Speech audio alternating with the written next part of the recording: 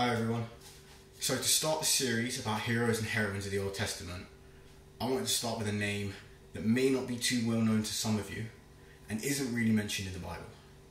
Today I'm going to talk about a man called Obadiah. So who was he? To start with, let's talk about the meaning of his name. The name Obadiah means servant of God or worshipper of Yahweh, which is a pretty apt name for someone who did what he did. Now, Obadiah I'm talking about today is the servant of Ahab and Jezebel, first mentioned in 1 Kings 18. Obadiah is only mentioned in 16 verses, but in those verses, there's a couple lessons to be learned about how we should face the world in regard to our faith.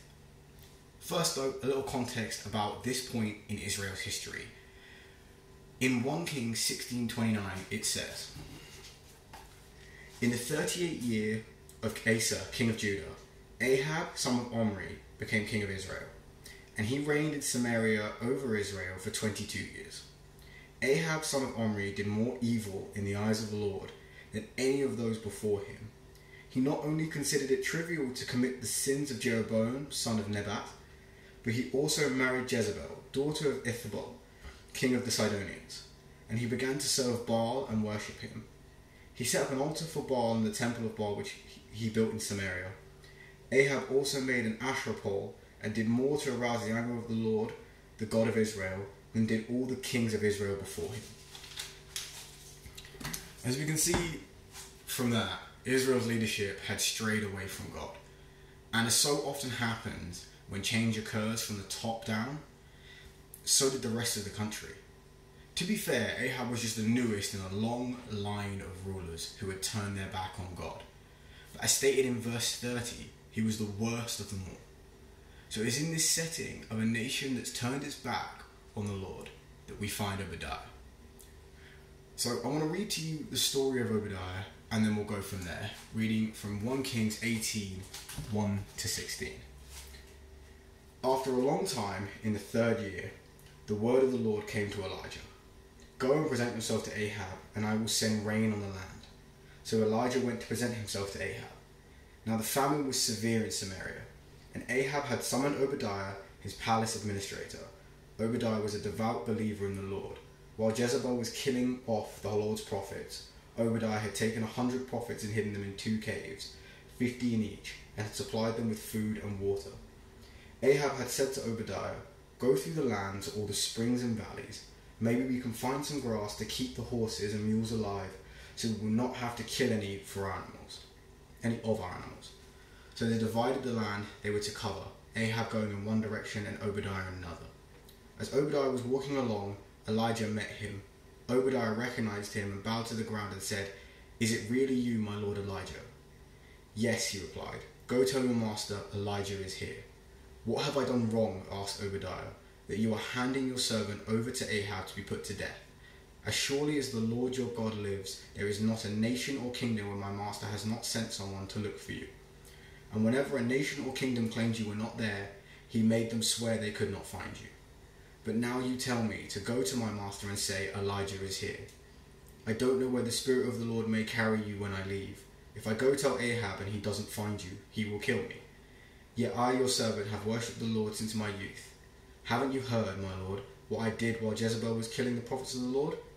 I hid 100 of the Lord's prophets in 2 caves, 50 in each, and supplied them with food and water. And now you tell me to go to my master and say, Elijah is here, he will kill me. Elijah said, As the Lord Almighty lives, who I serve, I will surely present myself to Ahab today. So Obadiah went to meet Ahab and told him, and Ahab went to meet Elijah." There are 2 examples I want to talk about from those 16 verses. The first is the hiding of the prophets, something Obadiah didn't have to do. Think of his position. He was the palace administrator. He was probably extremely wealthy, owned lots of land, and most likely had a family that he very much cared about. Yet, he was selfless as he risked it all to help out those chosen by God because of his devout belief in the Lord. A lifetime of work, almost given up readily to help those who needed it. The second incident is Elijah instructing Obadiah to go and get Ahab. The verses display how much fear Obadiah is feeling, Yet again his faith holds him strong, and he does as he's asked. Once again he put his life on the line to serve God, even if only in a small way. Now, I'm not telling anyone here to go out and start risking their life. What I am saying though is that sometimes along the journey that is our walk with God, we may be asked to risk something. It could be a job, a relationship, that new phone you really wanted. It is in those instances that we should try and emulate Obadiah, despite the fear, and trust in God. Sometimes whatever it is you're risking, you won't lose, just like Obadiah kept his life. But in other instances, you may lose something, and it is in those moments you have to place your trust in God and continue forward. There's one more lesson that we can learn from Obadiah, and it's about corruption. If you put a bit of food on a plate ringed with mold, eventually the mold will grow and incorporate that bit of food. The same can happen to people.